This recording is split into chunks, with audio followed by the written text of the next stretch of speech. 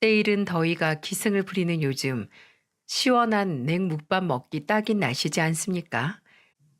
날씨가 추운 겨울엔 뜨거운 육수 부은 온 묵밥도 너무 좋고요. 불과 얼마 전까지도 이렇게 날씨 바뀌는 걸 묵밥 종류로 체감하던 저지만 소시적엔 도시에서 직장 생활을 하던 샐러리맨이었답니다. 기억을 더듬고 있자니 생각지도 않았던 장사의 길로 뛰어든 게 마치 어제 일처럼 생생하게 떠오르는군요. 남들과 조금 다른 특별한 묵 제조 비법으로 전 매일매일 하루 장사할 분량만큼 묵을 쓰고 있는데요. 그럴 때마다 이 사연투부가 좋은 친구가 되어줬어요. 그 고마움을 이런 식으로 갚게 되는군요. 제 사연을 보내는 것으로요. 지금쯤 궁금해하는 분들 분명 계실 겁니다. 저처럼 나이 먹은 남자가 대체 어떤 얘기를 하고 싶어서 사연투부에 이렇게 신청까지 하게 된 건가 하고요. 지금 이야기해드릴 제 마누라와 저는 결혼 당시 둘 다 초혼이 아니었습니다. 각자 아이가 한 명씩 있는 상태로 재혼한 거였죠.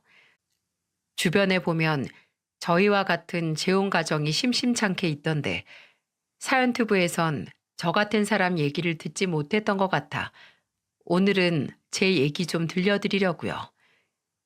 제 딸 윤주가 중학교 2학년 때 저는 두 번째 결혼을 했습니다.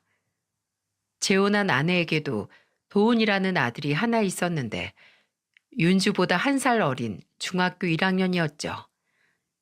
콜센터에 다니며 홀로 아들을 키우던 아내도 힘든 부분이 많았던 것 같아요. 저만큼이나 말이에요. 간략하게 식구들끼리 식사를 하는 것으로 결혼식을 대신하고 살림을 합치게 됐는데 이 과정에서 저는 아내에게 너무 큰 고마움을 느꼈습니다. 당시에 저는 이미 시골에서 묵밥집을 운영하고 있던 터라 저와 결혼하는 것과 동시에 아내와 아들은 도시를 떠나 제가 있는 지방으로 내려와야 했거든요. 분명 불편하고 마땅찮은 부분들도 있었을 텐데 거기에 대고 한마디 안 하고 묵묵하게 저를 따라주는 게 그저 감사하기만 했네요. 첫 번째 아내와는 사별했습니다. 사고로 한순간 애엄마를 잃었죠. 그때 제 나이 30대 중반이었으니 딸애도 어렸고 도무지 어떻게 살아야 할지 모르겠더군요. 한참 방황하다가 귀농을 결심한 후 고향인 안산 인근 지역의 농가들을 살펴봤습니다. 아이는 시골에 있는 학교에서 친구들과 뛰어놀고 마당 있는 집에 큰 개도 키우고 비닐하우스 작물들도 잔뜩 키우는 모습을 상상하면서 말이죠. 하지만 인생 계획대로 되는 게 아니더군요. 안산 옆 시흥의 어느 작은 동네로 본거지를 옮기긴 했는데 생각지도 않았던 묵집을 하게 됐으니 말입니다. 질 좋은 진짜 도토리를 구해 가루를 내고 그걸로 묵을 쓰는 일까지 저는 모든 과정을 전통 방식으로 시작했어요. 실패도 참 많이 했습니다. 자리를 잡기까지 꽤 오랜 시간이 걸린 것 같아요. 서울 생활을 정리하며 가지고 온 돈의 상당액이 사라지고 난 후에야 조금씩 돈이 모이기 시작했을 정도니까요. 딸애는 저의 바람대로 흙을 밟으며 건강하게 뛰어놀면서 컸답니다. 동글동글 귀여운 얼굴에 제 엄마랑 똑 닮아 어디서든 쉽게 친구를 사귈 정도로 성격까지 좋았으니 문제될 게 없었죠. 하지만 혼자서는 벅차더군요. 그래서 안산 본가에서 어머니가 우리 집으로 들어오셨어요. 그래 봐야 이전 동네와 차로 30분 정도 거리라 어머니 친구분들도 제가 운영하는 묵집에 참 많이 들려주셨습니다. 감사한 일이었죠. 다만 오며 가며 한 번씩 제 재혼에 관한 얘기들을 꺼내실 때면 사실 좀 불편하더라고요. 전혀 전 생각이 없었으니까요. 딸 윤주를 잘 키우는 것만도 벅찬 일로 느껴져 더 그랬는지도 모르겠습니다. 나이가 들자 어머님께도 병이 하나둘씩 찾아왔어요. 큰 병은 아니었지만 의뢰 그 나이 때 어머님들이 겪는 관절염이라든지 디스크 같은 것들이요. 어머니의 생활권은 여전히 안산이었기에 병원도 친구분들 추천을 받은 안산 시내에 있는 곳으로 다니셨는데 언젠가부터 병원을 오가는 것조차 버거워하셨습니다. 아이고, 나도 이제 다 됐는갑다. 허리며 무릎이며 죄 성한 곳이 없이 이렇게 아프니 원. 아보마, 넌 아직도 재혼 생각이 없는 거냐? 윤주 커가며 엄마 빈자리 클 텐데 그거 어떻게 채워주려고 그런다니? 네가 아직 젊어 모르나 본데 여잔 혼자 살아도 괜찮지만 남자는 안 그래. 정말 궁상 맞은 호래비가 혼자 늙어 죽으려고 그러는 거냐?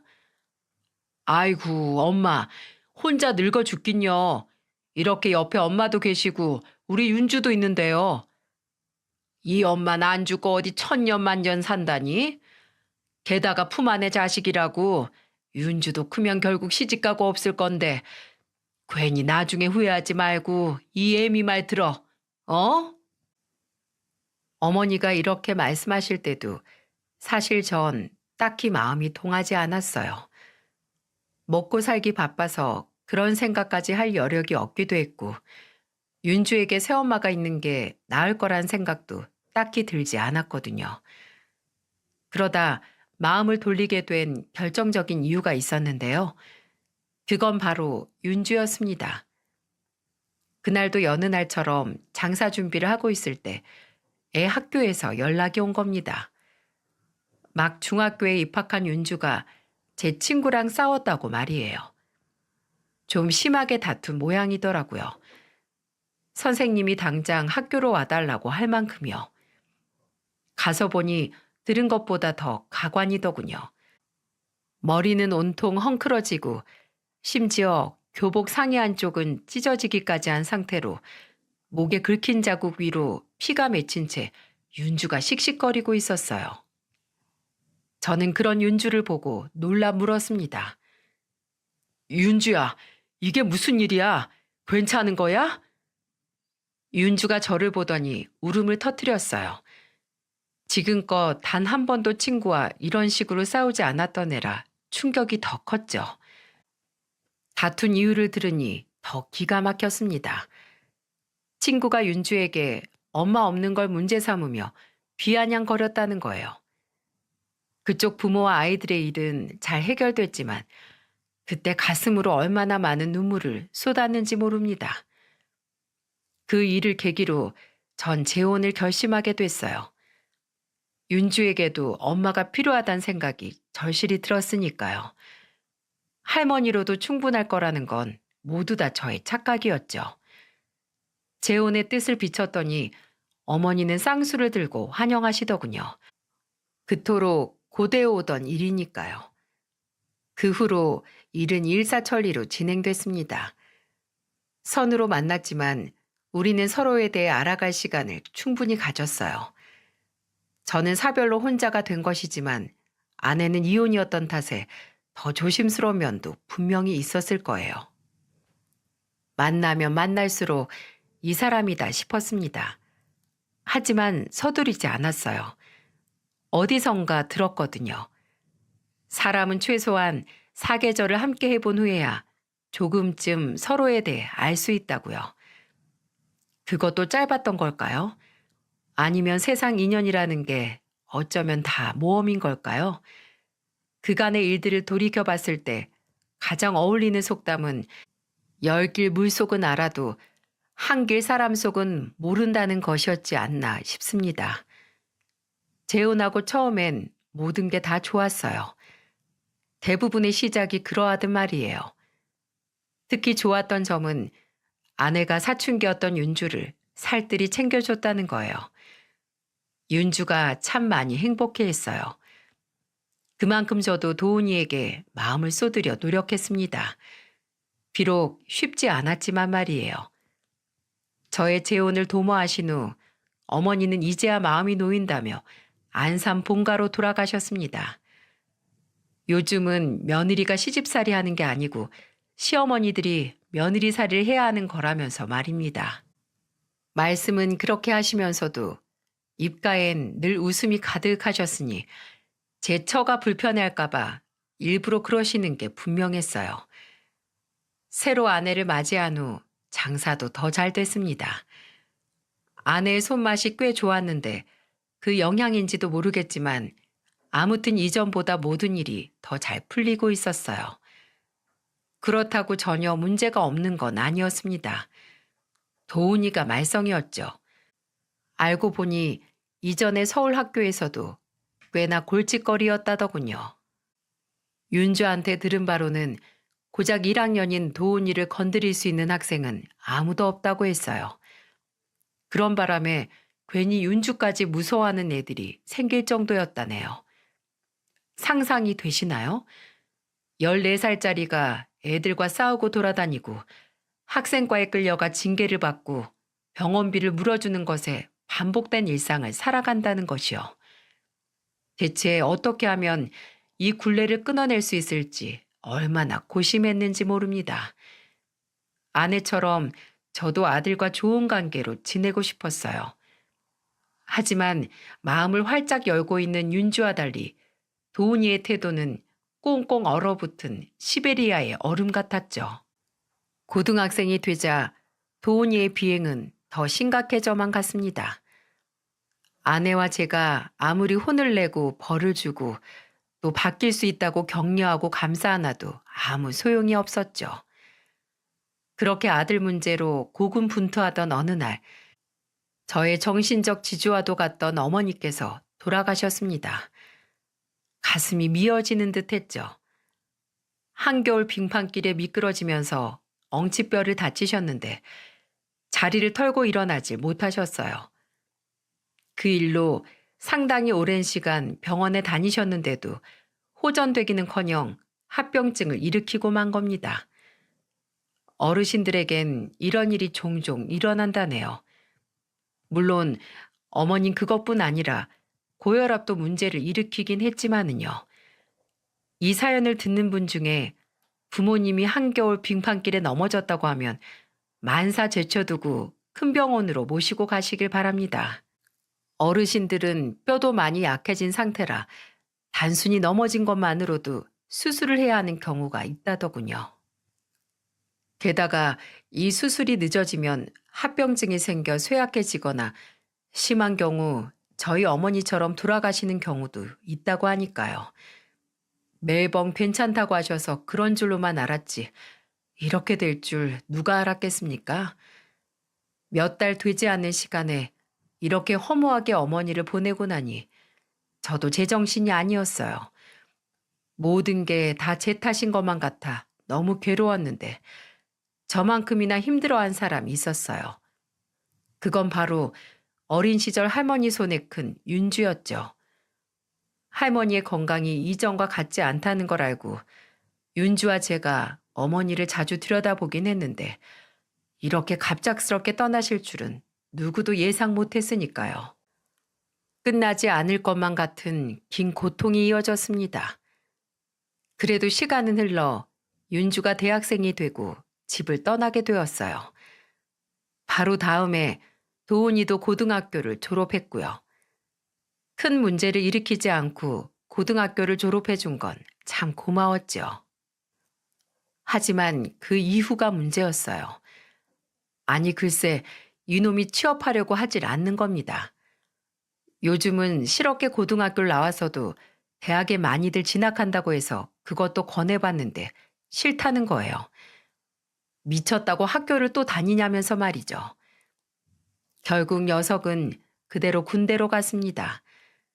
군대 다녀오면 좀 정신을 차릴까 그것만이 우리 부부의 희망이었죠. 하지만 제대하고 나서도 그대로더군요. 나이 먹고도 부모한테 빌부터 사는 젊은이들을 캥거루족이라고 한다죠. 딱 그 꼴이었답니다. 딸애는 큰 무리 없이 대학을 졸업하고 서울에 소재한 제법 탄탄한 중견기업에 들어갔어요. 걱정이 없었죠. 어딜 가든 잘하는 애였으니까요. 하지만 아들은 달랐습니다. 일단 성실하지 못했어요. 보다 못한 아내가 도훈이를 집에서 쫓아냈어요. 뭐든 나가서 네 밥벌이를 하라고 말입니다. 놈도 뭔가를 하려고 했던 것 같긴 해요. 인테리어 가게 일꾼이라든가 배달일 같은 거요. 하지만 하나같이 다 오래 버티지를 못했다더군요. 근성이 없는 거겠죠. 아니면 비빌 언덕이 있다고 믿어서였는지도 모르고요. 결국 그렇게 이런저런 일들을 전전하다가 도훈인 집으로 돌아왔어요. 처음엔 착실하게 일했습니다. 하지만 그 모습이 오래가진 않았어요. 길어봐야 5개월 정도였던 것 같네요. 이후로 점점 태만해지기 시작하더니 문제를 일으키기 시작한 겁니다. 개벌은 남 못 준다더니 녀석이 학창시절 지긋지긋하게도 벌였던 폭행 사건에 또 연루되었던 거였죠. 정말 미칠 노릇이더군요. 도훈이가 친구와 함께 술을 마시는데 옆 테이블 사람과 시비가 붙었다고 했어요. 그쪽 일행들도 취해 있었고 도훈이 일행도 상당히 취해 있어서 서로 치고받고 아주 개싸움을 벌였다더라고요. 그런 와중에도 도훈이는 한 사람만 잡고 아주 무지막지하게 두들겨 팼다네요. 피해자의 사진을 보는데 말문이 턱 막힐 정도였습니다. 담당 경찰관이 말하길 합의 없이 그대로 두면 녀석은 감옥에 가게 될 거라고 했어요. 과연 이놈에게 갱생의 여지가 있을까 의심스러울 만큼 참담한 심정이었죠. 정말 고민이 많았어요. 그때 도훈이가 눈물을 흘리며 제게 빌더군요. 아버지, 잘못했어요. 술김에 저도 모르게 그만. 취하지 않았더라면 절대 안 그랬을 거예요. 앞으로는 절대 이런 일 없을 거예요. 맹세할게요. 한 번만 용서해 주세요. 네? 용서는 그 피해자에게 구하는 게 맞다. 제가 아들에게서 몸을 돌린 채 차가운 목소리로 말했어요. 그러자 다 큰 사내놈이 바닥에서 얼굴도 들지도 못한 채 엉엉 울며 매달리더군요. 제발 한 번만 기회를 주세요. 저도 그 사람한테 용서 구하고 빌려고 병원으로 찾아갔었어요. 그런데 만나주질 않더라고요. 나중에 메시지가 하나 왔는데 저랑 다시는 얼굴 마주할 생각 없다며 그냥 합의금 달래요. 얼마나? 1,500이요. 한숨밖에 안 나왔습니다. 아내도 옆에서 울고불고 난리였고요. 무릎을 꿇고 호소하던 아들의 모습에 마음이 약해졌던 게 문제였을까요? 이미 지칠 대로 지쳐 있었는데도 자식이 뭔지 한 번만 더 기회를 줘보자 싶더군요. 고심 끝에 저는 결국 합의금을 내준 후 도훈이를 불러 말했어요. 도훈아, 내가 너한테 기회를 주는 건 이게 마지막이다. 다른 사람에게 상처를 입히고 그걸 돈으로 무마하는 건 이것으로 끝이란 소리야. 알아듣겠니? 돈이 아까워서가 아니라 이런 식으로 계속 타인에게 피해를 주고 그걸 돈으로 덮어야 하는 이 모든 상황이 화가 난다고. 너 나한테 다신 이런 일 없을 거라고 약속했지? 마지막으로 딱 한 번만 더 믿어보마. 만약 네가 약속을 어기고 이후로 또 이런 일이 생길 경우엔 절대 널 돕지 않을 거다. 네가 교도소를 가게 되어서 전과자가 되더라도 네가 벌인 짓을 돈으로 막는 일 더는 없을 거란 소리야. 알겠니? 도훈이가 머리를 조아리며 눈물에 참회를 하더군요. 감사합니다, 아버지. 감사해요. 정말 다신 이런 일 없을 거예요. 목숨 걸고 맹세해요. 정말 제 목숨이라도 내어놓을 것처럼 철석같이 약속하더라고요. 그러니 어쩌겠어요. 믿을 수밖에 더 있습니까? 하지만 허망하게도 이 약속은 지켜지지 않았어요. 냉묵밥 매출이 치솟던 정말 덥던 여름이었습니다. 합의금을 주고 나서 반년밖에 지나지 않은 시점에서 또 경찰서에서 전화가 온 거예요. 이번엔 교통과라더군요. 운전하던 도훈이가 또 사고를 친 거였죠. 애가 깜빡이를 켜지 않고 갑자기 차선을 변경하자 뒷차가 놀라서 크락시언을 울렸고 거기에 화가 난 도훈이가 끝까지 따라가며 보복 운전을 하며 괴롭혔대요. 결국은 길을 막아 차를 세우게 한 다음 제 아들이 상대편 운전자를 끌어내려 무자비하게 폭행까지 했다는 겁니다. 정말 미칠 노릇이었어요. 지난날 도훈이의 눈물과 약속에 속아 합의금을 내준 제가 미워지더군요. 그때 제가 애에게 정당한 처벌을 받게 했다면 피해 운전자가 그런 험한 꼴을 당할 일도 없었을 테니 모든 게 다 제 잘못 같았죠. 이번에도 아내는 울고불고 난리였습니다. 도훈이도 잘못했다며 손이 발이 되게 빌었고요. 하지만 전 같은 실수를 반복하고 싶지 않았어요. 이번에도 마음이 약해져 용서한다면 또 다른 사람이 피해를 볼 게 뻔했으니까요. 만약 그렇게 된다면 도훈이도 도훈이지만 제가 저 자신을 용서할 수 없을 것 같았습니다. 그래서 아들에게 말했죠. 도훈아, 지난번에 네가 나한테 뭐라고 약속했는지 기억나니? 불과 1년도 안 된 일이니 너도 잊진 않았을 거다. 목숨 걸고 맹세한다고까지 했어. 다신 이런 일 없을 거라고. 그런데 이게 뭐냐? 너 때문에 또 다른 사람이 병원 신세를 졌어. 불과 1년도 안 돼서 네 입으로 한 말을 번복해? 앞으로 나는 네가 어떤 소리를 해도 믿을 수 없다. 너라면 안 그렇겠니? 아버지가 저 안 도와주시면 저 정말 감옥에 가요. 제가 전과자가 돼야 속이 시원하시겠어요? 그걸 왜 내 탓인 양 말하는 게냐? 네가 한 짓에 대해선 네가 책임을 지는 게 옳지. 지난번에 내가 돈 내주면 뭐라고 했니? 이런 일 또 생기면 네가 교도소를 가든 전과자가 되든 절대 돈으로 무마해 줄 일 없을 거라고 했지?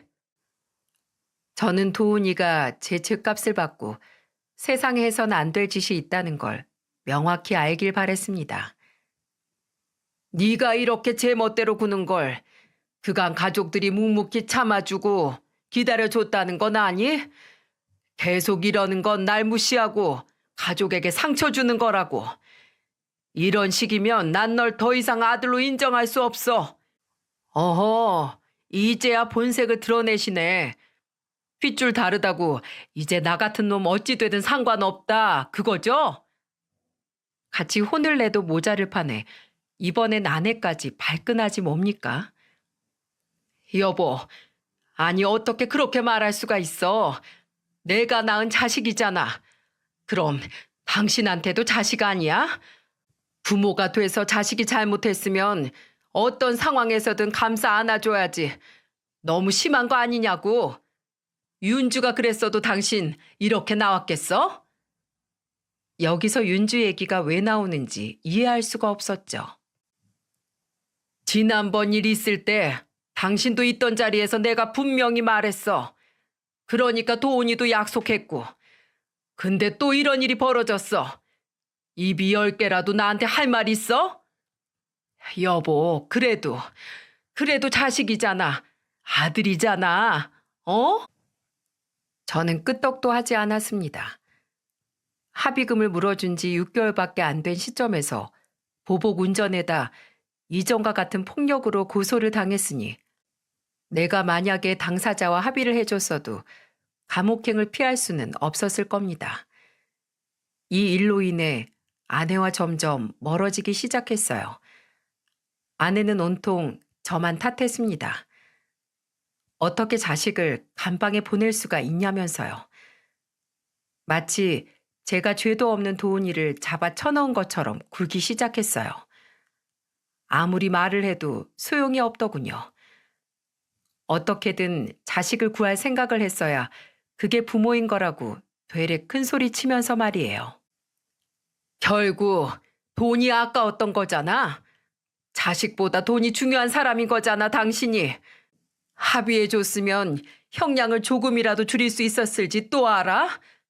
남의 자식이라고 생각하니까 그럴 수 있었던 거 아니냐고.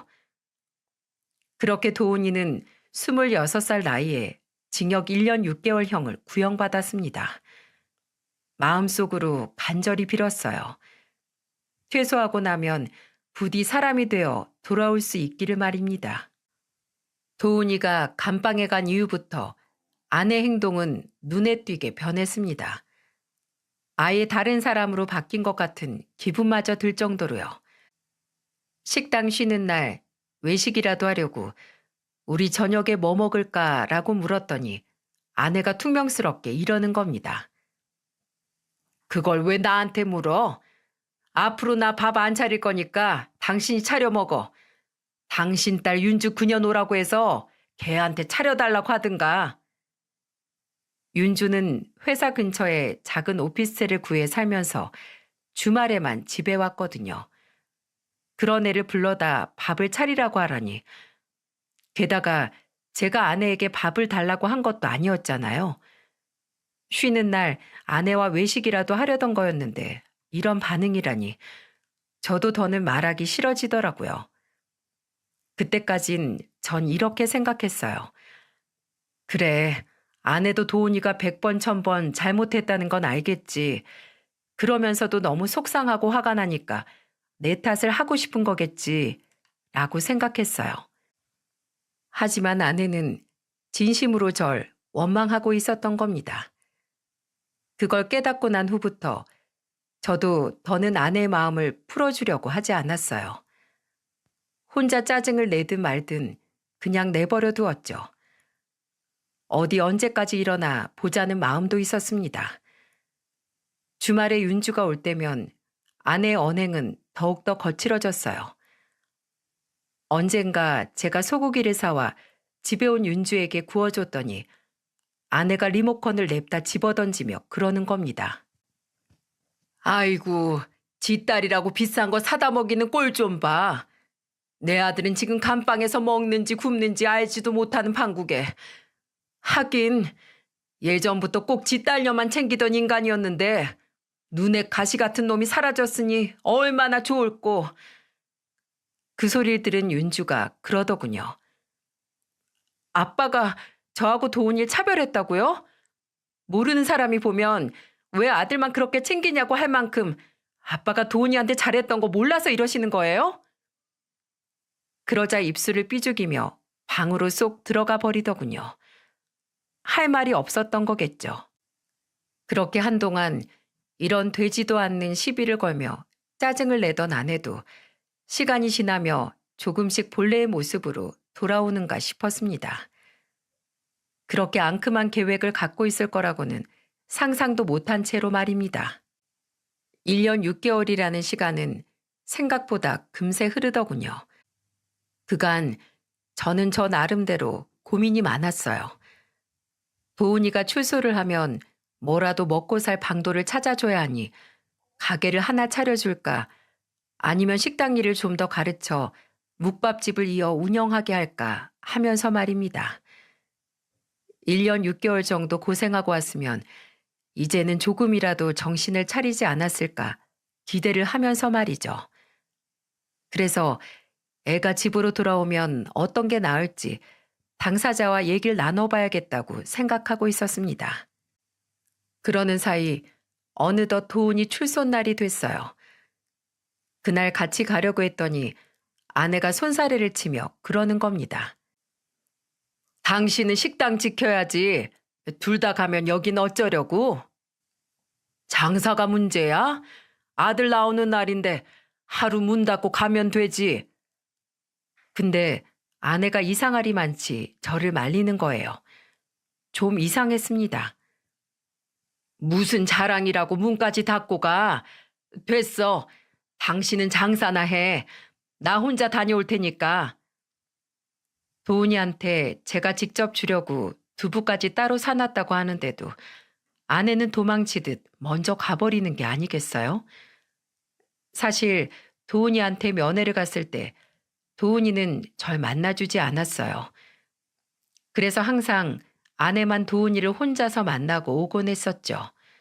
종종 걸음으로 멀어지는 아내의 뒷모습을 보며 생각했습니다. 아직도 도훈이에게 저에 대한 앙금이 남아있으면 먼저 가서 만나서 아내가 그걸 풀어주려고 저러나 보다 하고 말이에요. 정말 순진하게도 당시엔 그렇게 생각했습니다. 그래서 멀어지는 아내의 등에 대고 소리쳤죠. 그럼 조심히 다녀와. 기다릴게. 모든 일이 마무리된 지금 그때를 생각해보면 저는 등신천치인 게 분명했어요. 두 사람이 제 뒤통수를 치기 위해 무슨 짓까지 벌일 수 있는 사람들인지 미처 몰랐던 거죠. 그날 저는 식당 일을 하면서도 아내에게 수차례 전화했어요. 도훈이는 잘 만났는지, 어디쯤인지, 저녁에 뭘 먹고 싶은지 물어보고 싶어서요. 하지만 아내는 단 한 번도 전화를 받지 않더군요. 메시지도 수차례 남겼습니다. 응답이 없긴 이것도 마찬가지였어요. 아침 일찍 집을 나섰던 아내는 저녁 때가 다 되어서야 가게로 돌아왔더군요. 그것도 혼자서 말이죠. 도훈이는 어, 만날 사람이 있대서 나 먼저 왔어. 거짓말이라는 게 딱 느껴졌어요.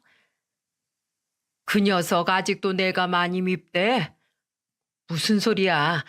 그런 거 아니니까 신경 쓰지 마. 아내는 대수롭지 않게 말했지만 여간 속상한 게 아니었어요. 오늘 저녁 맛있는 거 사주면서 앞으로의 계획에 대해 같이 얘기를 나눠보려고 했었거든요. 지난 일은 다 털고 새롭게 시작하자고 도훈이를 꼭 안아주려고 했는데. 그런데 종일 왜 그렇게 연락이 안 됐어? 아, 핸드폰 약이 다 됐더라고. 누구한테 빌려서라도 연락 한번 해줬으면 좋았잖아. 얼마나 걱정했는 줄 알아? 애도 아니고 걱정은 무슨. 아내는 걱정했다는 저를 타박하곤 피곤해서 집으로 먼저 들어가겠다고 했어요. 저는 알았다고 했죠. 도훈이가 아내와 함께 들어오면 그대로 가게 문을 닫을 작정이었는데 이젠 딱히 그럴 이유도 없어졌고 해서 저는 식당에 남아 마감 시간까지 손님을 받았어요. 마음이 심란하니 일이라도 해야지 싶었거든요. 마침 그때가 주말이어서 윤주도 제 동생 출소 축하해주러 온다고 했습니다. 그런데 회사에 급한 일이 생겨 늦을 것 같다며 낮에 제게 전화가 왔더라고요. 일이 이렇게 될지도 모르고 전 딸에게 그럼 끝나고 집으로 오라고 했죠. 그리고 연락이 안 되는 아내에게 신경을 쓰느라 윤주에 관해선 까맣게 잊고 있었습니다. 마지막 손님을 보내고 직원들과 부엌이며 홀의 마무리 정리를 하고 있을 때였어요.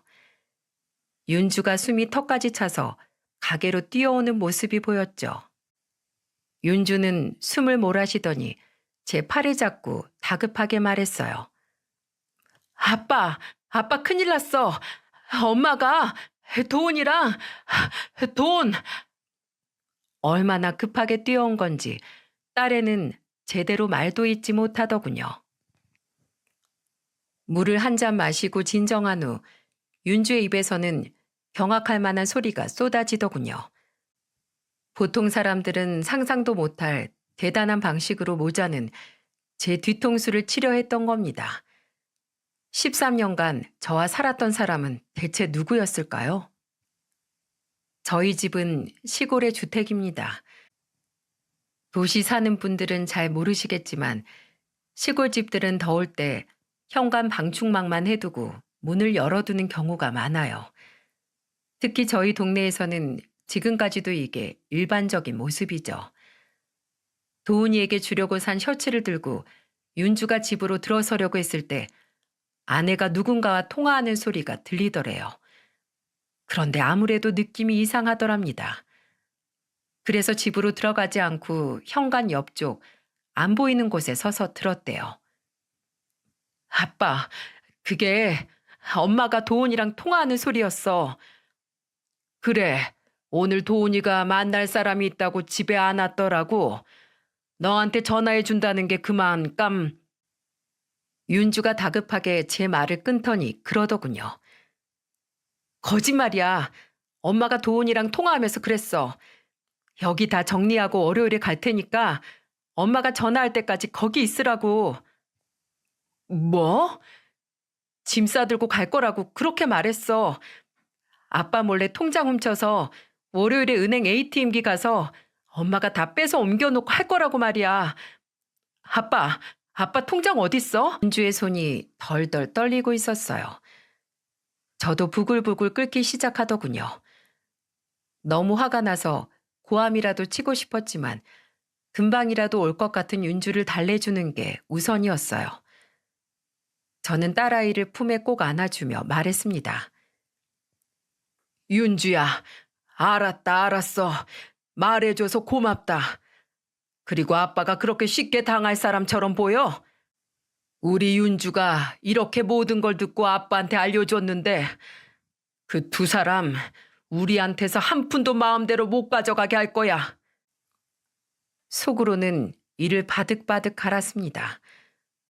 머리 검은 짐승은 거두는 게 아니라더니 딱 맞는 말이더군요. 은혜를 원수로 갚는다는 말이 딱 이런 상황을 두고 하는 소리 아니겠어요? 이 얘기 듣고 놀란 분들 분명히 계실 거라 생각돼요. 왜 안 그렇겠어요? 살면서 이런 사람을 직접 겪을 확률이 얼마나 되겠습니까? 실제로 이런 일을 겪게 되면 어떤 감정이 드는지 아세요? 돈이 싫어지고 세상이 다 싫어집니다.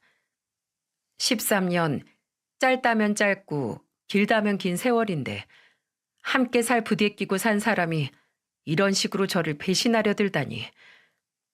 윤주가 그날 그 시간대에 집으로 가 둘의 통화를 듣지 못했다면 어땠을까요?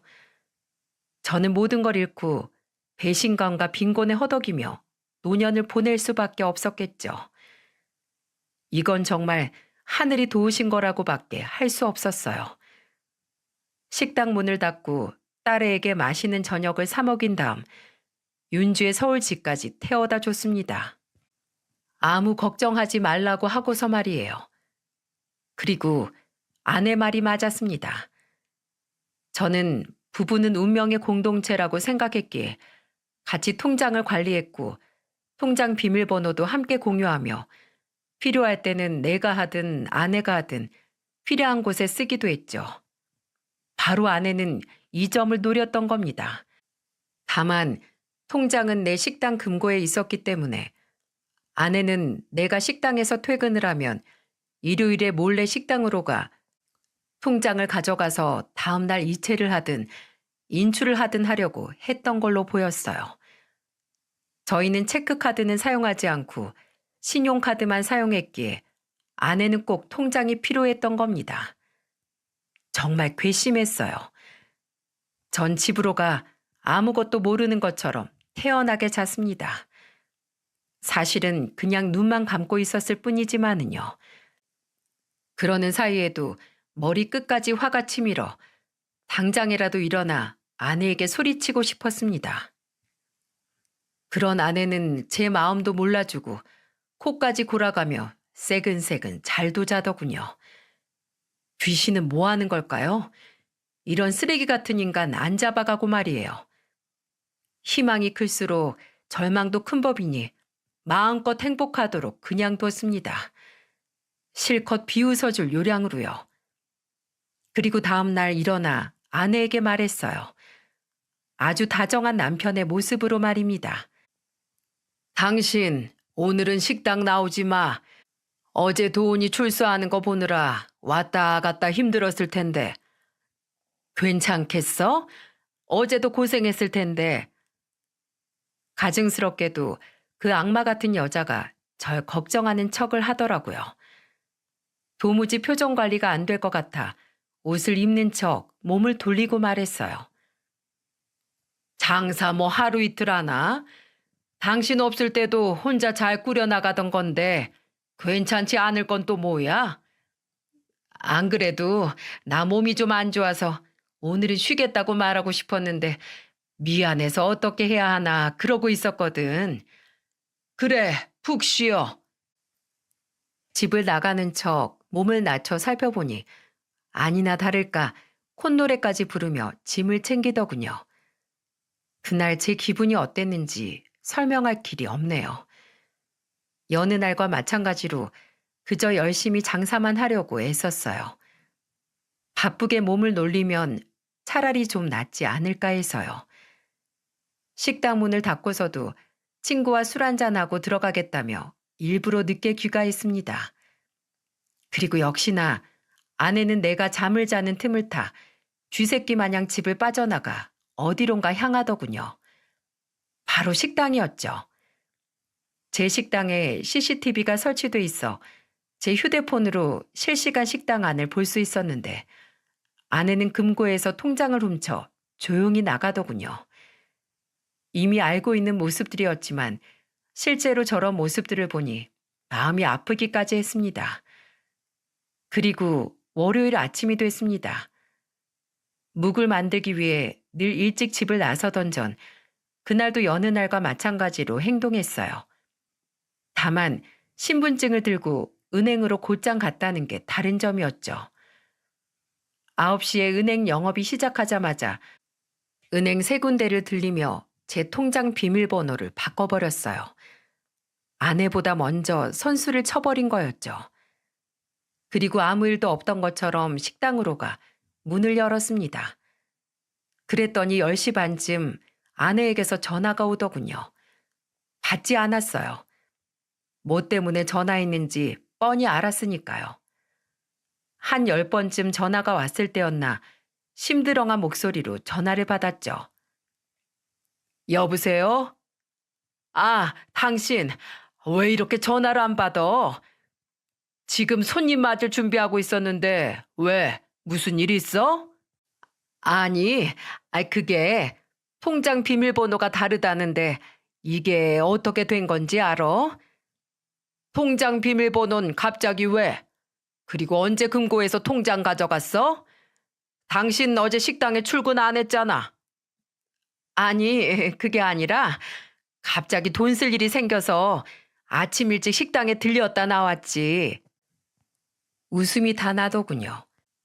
얼마나 똥줄이 타는지 목소리만 들어도 알 수 있었으니까요. 그리고 그대로 전화를 끊어버렸습니다. 계속해서 전화벨이 울리더군요. 받지 않았죠. 그랬더니 식당으로 전화를 해대기 시작하더라고요. 그래서 코드를 아예 뽑아버렸네요. 그랬더니 1시간도 안 돼 집사람이 씩씩거리며 식당으로 오는 게 아니겠어요? 방방 뛰는 그 모습이 어찌나 우습던지요. 저는 아무것도 모르는 척 말했습니다. 당신 너무하는 거 아니야? 왜 내 전화를 피하는 건데? 그냥 받기 싫어서. 그 여자가 버럭 소리를 지르더군요. 일부러 피했지? 어? 그리고 통장 비밀번호는 왜 바꿨냐고? 그게 다 당신 돈이야? 왜 내 허락 없이 비밀번호를 바꾸는 건데? 너 나한테 할 말 없니? 지금 말해주면 용서를 할지 말지 생각해 볼게. 용서? 아니 내가 무슨 잘못을 했다는 거야? 핑계 대지 말고 어서 말하라니깐. 기가 차더군요. 어쩜 저렇게 뻔뻔한 건지. 저는 대꾸도 하기 싫어 조용히 CCTV를 보여줬습니다. 그리고 말을 했죠. 자, 봐봐. 이거 뭐야? 저 여자 당신 아니야? 아까는 나한테 아침에 일찍 식당에 나왔다고 하지 않았나? 근데 시간을 보니 새벽 2시네. 어떻게 된 거야? 꼭 새벽 2시에 식당으로 와서 통장을 챙겨야 할 이유가 있었어? 내가 이걸 어떻게 받아들여야 하나? 아니, 당신 요즘 나 뒷조사하는 거야? 아님 스토커야? 참 너란 여자 뻔뻔하다. 짐 싸서 도훈이한테 가려고 했었던 거잖아. 내 통장에 있는 돈 빼서 말이야. 근데 어쩌나 내가 다 알아버렸는데 네가 원하는 그림은 안 나올 것 같은데. 그러자 그 여자의 얼굴이 사색으로 변하더군요. 뭐? 뭘 그렇게 놀라? 들통나니 아무 말 못하겠어? 제가 표정을 싹 바꾸고 말했습니다. 난 정말 당신하고 도훈이가 내 가족이라 생각하고 잘하려고 노력했어. 근데 한다는 짓이 내 뒤통수냐? 그래, 네가 통화하는 소리 듣고 이미 다 알고 있었다. 짐은 다 꼼꼼하게 잘 쌌지? 그 짐 그대로 들고 깡패 새끼 같은 네 아들 놈한테로 뻗으란 말이야. 맨몸으로 내쫓으려고? 그간 나도 이 집에 살면서 기여한 재산이라는 게 있어. 그거 내놔. 내놓으라고. 시골에 처박혀선 그런 기본적인 법도 몰라? 그렇게 법 좋아하는 줄은 몰랐네. 그래, 법대로 해. 이혼 신청 먼저 하고 재산 분할 신청해. 법원 명령하는 만큼은 줄 테니까. 그렇게 정정당당하게 하라고. 돈 빼돌려서 도망이나 치는 파렴치한 짓 하지 말고 이 여편네야. 그러자 그 여자가 제 분을 못 이기고 손에 잡히는 대로 식당 물건들을 다 때려 부수더군요. 저는 말리는 척 동작만 취했습니다. CCTV에 다 찍히고 있었으니까요. 이 모든 자료는 저에게 유리하게 작용했습니다. 재산 분할은 어느 정도 해줄 수밖에 없었어요. 하지만 영상을 통해 제 돈을 모두 들고 튀려고 했던 점과 식당 기물 파손 등이 명백하게 증명이 되었기에 아내가 원하는 만큼은 재산을 받지 못했습니다. 그리고 더 웃긴 건 아내는 은행 ATM 기기에서 이체할 수 있는 한도가 정해져 있었다는 걸 모르고 있었다는 거예요. 일일 이체 한도는 최대 3천만 원인데 아내는 그 이상도 되는 줄 알았던 겁니다. 제가 가지고 있는 제 명의의 통장에 정확히 2억 4천이 있었으니 그 돈을 전부 이체할 수 있을 거라 착각을 할 수 있었나 봐요. 그리고 더 웃긴 건 돈을 마음대로 이체해도 가족이기 때문에 형사처벌을 받지 않을 거라 생각을 해서 이런 일을 벌였던 겁니다. 참 허망합디다. 13년의 시간이 작은 세월이 아니라고 생각했는데 말입니다. 이후 그 여자와 이혼을 했고 완전히 남남이 됐습니다. 그리고 정확히 8개월 뒤 모르는 번호로 전화가 들어오더군요. 받았더니 글쎄 누구였는지 아시나요? 도훈이 엄마였어요. 그래요. 찌질한 사람들은 끝까지 찌질하더라고요. 여기 나오는 사연 들어봐도 나쁜 것들이 꼭 시간 지난 후에 다시 연락해 개소리를 짓거리던데 그런 인간들은 어디 학원 가서 단체로 배우기라도 하는 건지 원. 그 여자 되지도 않은 불쌍한 척을 하느라 애쓰더군요. 저한테 속내가 다 까발려졌단 사실은 기억도 못하나 봅니다. 이래서 머리 나쁜 사람은 못된 짓도 하면 안 돼요. 여보, 나 너무 괴로워. 당신한테 받은 돈으로 서울 변두리에 작은 집 하나 구했는데 돈이 이놈이 또 사람을 패서 합의해달라는 거야. 그 망할 놈. 안 된다고 하니까 몰래 돈을 빼돌린 거 있지? 결국 그렇게 하고도 또 감옥에 갔어. 그걸로도 합의금이 모자랐다나 뭐라나.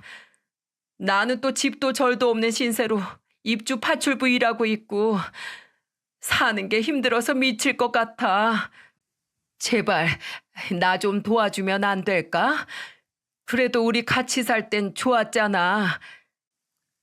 술에 취한 것 같더군요. 저는 명확한 목소리로 그 여자의 말을 하나하나 정정해 주었습니다. 아줌마, 지금 누구 보고 여보래? 우리 이제 법적으로 이미 끝나지 않았나? 재산 분할 해줬잖아.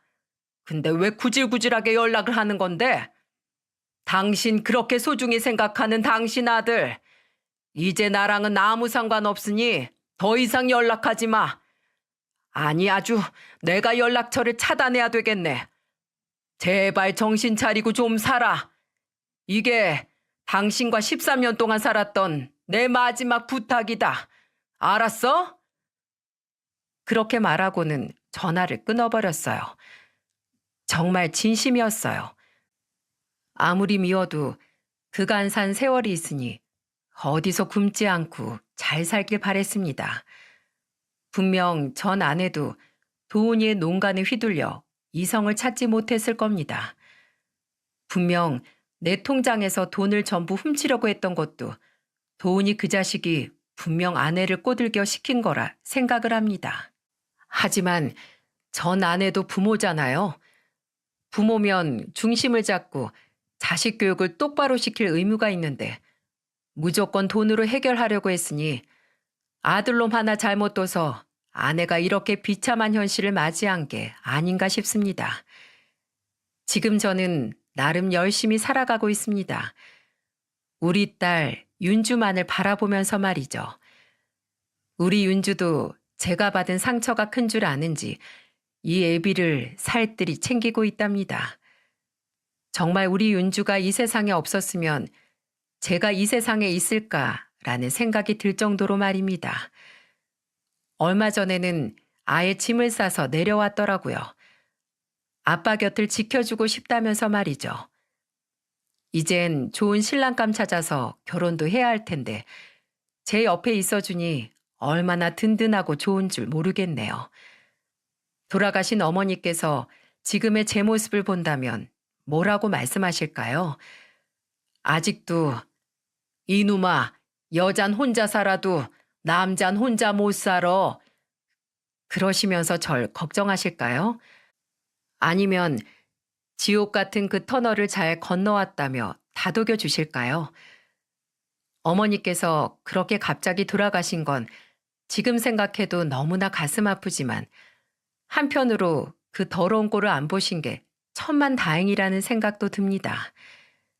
인생에 정답이 어디 있겠습니까? 각자 최선을 다해 찾은 방법으로 행복하려고 노력하면서 사는 게 우리네 삶 아니겠어요? 제 사연을 듣고 계신 분들은 저와 같은 일을 겪지 마시고 다들 축복 받으셨으면 좋겠네요. 긴 사연 들어주셔서 정말 감사합니다.